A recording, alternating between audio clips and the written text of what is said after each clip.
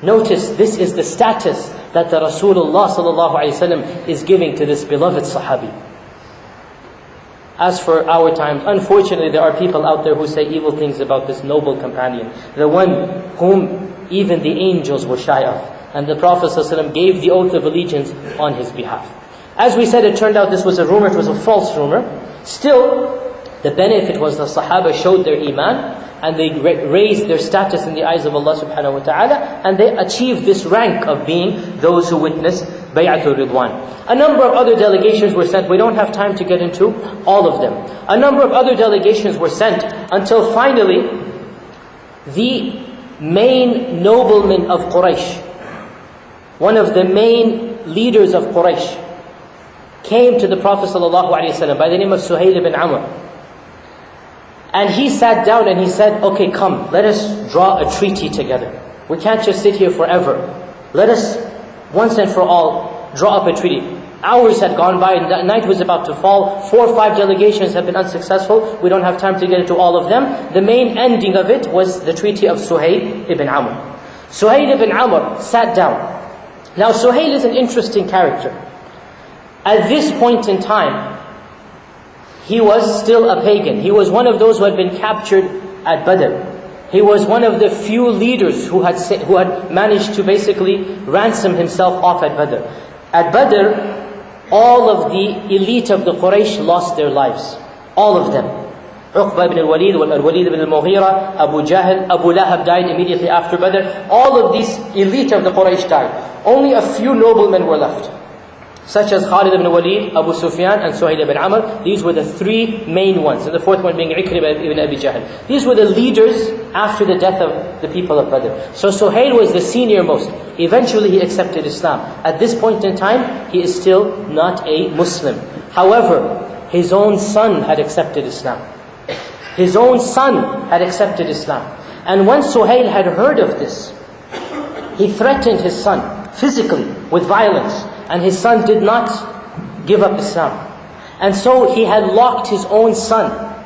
Suhail had physically chained his own son and kept him captive in the house. And he had told the servants and the riffraff to torture him and beat him and deprive him of food and water. This is a father doing this to his son. This is how mad people become when they just don't meet. SubhanAllah, so what if he's a Muslim? So what? Let him worship who wants to worship. But no, Suhail had to have his way. So this is what he's doing to his own son. Now he goes to the camp of the Muslims and he says, come, let us dictate a treaty common to ourselves. And let us alternate. Let me put a condition and you put a condition. So let's be fair. You put some conditions, I put some conditions. And we'll agree inshallah to both of them. So the Prophet ﷺ said, okay, that is a good idea. Let us start. Ali ibn Abi Talib, come and write this down. Write the treaty down. Bismillahir Rahmanir Rahim. Suhail said, stop. As for me, I don't know who is Rahman. Remember, the Jahili Arabs rejected Ar-Rahman. وَهُمْ يَكْفُرُونَ بِالرَّحْمَنِ وَإِذَا قِيلَ لَهُمُ اسْجُدُوا لِلرَّحْمَنِ قَالُوا وَمَا الرَّحْمَنِ. They rejected Ar-Rahman. So Suhail said, as for me, I don't know who is Ar-Rahman. And I don't know of this phrase, Bismillah ar-Rahman ar-Rahim. Write it the way that our forefathers used to write it. Bismika Allahum. In your name, O Allah. This is how they used to write it in Jahili times. So the Prophet ﷺ agreed to this. He refused, he basically agreed to this condition. He stopped saying Bismillah ar-Rahman ar-Rahim and he changed to Bismika Allahum. Why? Because the meaning is the same. Yes, in our Sharia, Bismillah ar-Rahman ar-Rahim is what we write. But Bismika Allahum, the meaning is the same. In the name of God. In your name, O Allah. That's what it means. Fine. Let's go on with it. This is a treaty enacted between Muhammad, the Rasul of Allah, and Suhail said, stop. The second line said, stop. He said, if I thought you were the Rasul of Allah, do you think I'd be on this side? Do you think that if I believed you to be the Rasul of Allah, I would be trying to negotiate a treaty with you on this side? I don't believe you to be the Rasul of Allah.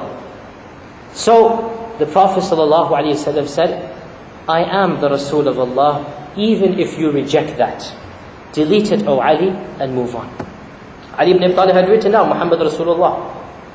Now the Prophet ﷺ is willing. First he's given up the Bismillah ar-Rahman ar-Rahim. Now he's willing to give up Muhammadur Rasulullah. Remember what his condition was.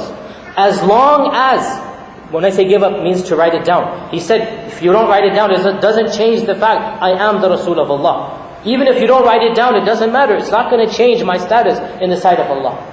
Ali ibn Abi Talib had already written down, this is a treaty between Muhammad Rasulullah ﷺ. He had written it down.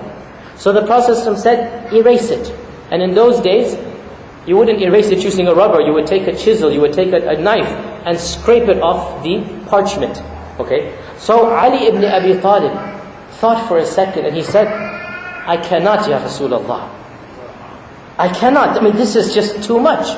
I can't delete. I've written Muhammad Rasulullah and I'm not going to delete it. The Prophet said, erase it. He said, I cannot do this, Ya Rasulullah. Look at the irony. He disobeyed the Prophet ﷺ out of a love for the Prophet ﷺ. I mean, this is the height of all ironies. The Prophet ﷺ is commanding him to delete. And he's saying, I can't. Because this is so fundamental to who I am. So the dichotomy here, by showing his love to the Rasulullah, he has to disobey the Rasul of Allah. He can't do it with his own hands. He said, Ya Rasulullah, wallahi, I will not with my own hands delete this Rasulullah. So the Prophet ﷺ took the parchment with his own hands. And he said, where is this phrase? He was illiterate. He had no need to read and write. When you have direct communication with Allah, who cares about the books of men, right? He has no need to read and write. He is communicating with the divine. He doesn't need the wisdom of men. There is no wisdom compared to the wisdom of Al-Hakim. So, he asked Ali, where does it say Rasulullah? Ali ibn Abi Talib told him here. So with his own hands, sallallahu alayhi wasallam, he scratched away Rasulullah. Look at the concessions that are being given, one after the other. There are more to come. But he's doing it. Why? Because he realizes there is a greater good. He realizes he's not in a bargaining position right now. He realizes that there is something that I need to give up in order to gain more later on. So he deletes it with his own hands. Then he moves on to the first condition. And he says, you, meaning the Quraysh, shall allow the Muslims to perform the Umrah for 3 days. You may vacate Mecca. Let us do the Umrah and do our rites, and then we will leave and you can come back into Mecca. Suhail ibn Amr said, no, that shall not be this year. Let not the Arabs say that the Muslims overpowered the Quraysh. It's a matter of prestige. It's a matter of fame. We don't want the people to claim that you could just come in and barge into our city.